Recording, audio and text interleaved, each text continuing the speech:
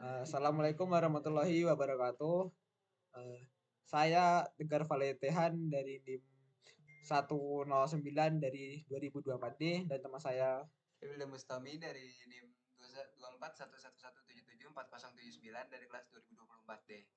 di sini saya dan teman saya akan mempresentasikan yaitu sebuah sejarah, kedudukan dan fungsi dari bahasa Indonesia itu sendiri. Eh, Pada keputusan Kongres Indonesia 2 tahun 1954 di Medan, antara lain menyatakan yaitu bahasa Indonesia itu sendiri berasal dari bahasa Melayu. Bahasa Melayu yang dipakai sebagai bahasa kebudayaan dan perkembangan dan pertumbuhan bahasa Melayu tampak semakin jelas dari peninggalan kerajaan Islam, baik itu berupa batu bertulis ataupun seperti yang lainnya. Bahasa Melayu menyebar ke pelosok Nusantara bersama dengan menyebarnya agama Islam di wilayah Nusantara. Perkembangan bahasa Melayu di wilayah Nusantara mempengaruhi dan mendorong tumbuh rasa persaudaraan dan persatuan bangsa Indonesia. Dan bahasa Indonesia itu lahir pada tanggal 28 Oktober 1928. Dan pada bahasa Indonesia dinyatakan kedudukannya sebagai bahasa negara pada tanggal 18 Agustus 1945 karena pada saat itu Undang-Undang Dasar 1945 disahkan sebagai Undang-Undang Dasar Negara Republik Indonesia. Dan unsur yang ketiga dari Sumpah Pemuda merupakan pernyataan tekad bahwa bahasa Indonesia merupakan bahasa persatuan bangsa Indonesia. Dan untuk kedudukan dan fungsinya bisa dijelaskan oleh teman saya.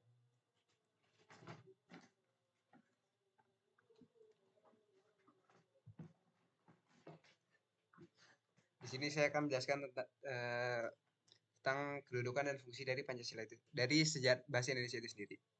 Yang pertama di kedudukan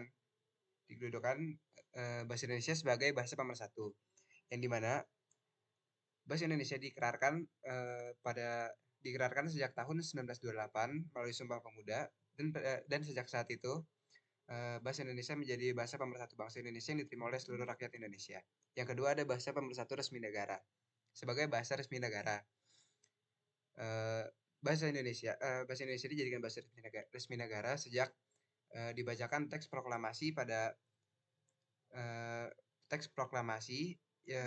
yang terdapat pada pasal 36 Undang-Undang Dasar 1945 Undang-Undang Dasar tahun 1945.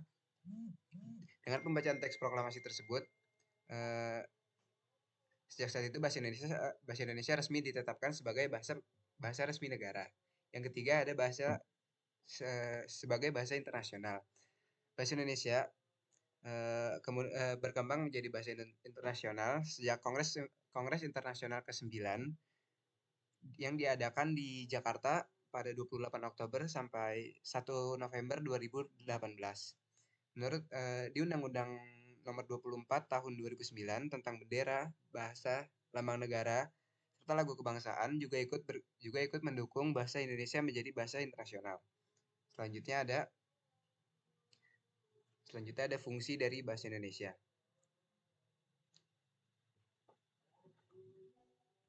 Fungsi dari bahasa Indonesia yang pertama adalah menjadi lambang kebanggaan bangsa.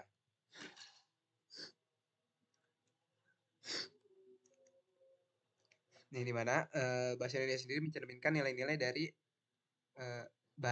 bangsa Indonesia itu sendiri. Yang kedua adalah lambang identitas nasional. Bahasa Indonesia merupakan identitas atau jati diri dari orang-orang ataupun penduduk-penduduk yang ada di Indonesia. Selanjutnya ada alat perhubungan antar warga, antar daerah, dan antar budaya.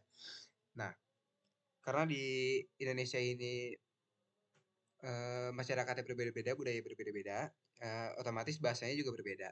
Jadi bahasa Indonesia inilah yang menjadi pemersatu di setiap masyarakat yang mempunyai bahasa yang berbeda. Yang selanjutnya ada alat pemersatu suku budaya dan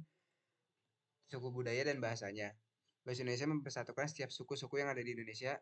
Jadi kan Indonesia ini mempunyai suku-suku yang sangat beragam. Nah, jadi otomatis kan bahasa yang digunakan berbeda. Kayak suku kata juga berbeda. Nah, bahasa Indonesia ini yang jadi pemersatu dari semua suku-suku budaya yang ada di Indonesia.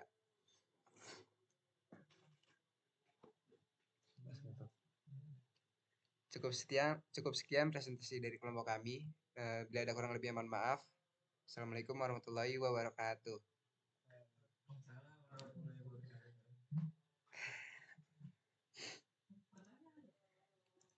Ya, ada yang mau bertanya silahkan. Kan bisa dikaca.